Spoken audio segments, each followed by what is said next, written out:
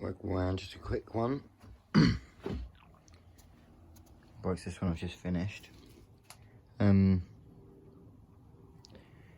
what do you think of this? 2000 watt wheel, Parasonic 17.5 amp hour battery, 48 volt, and big sine wave controller. Look at that. Pretty cool, innit? Got the old trams on there.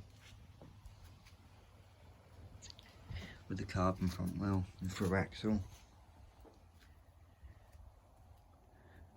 Thing I will say is I do want a new rear tyre because this is a bit, it's not man enough for it. That eBay spring's holding up, alright. Oh, there she is.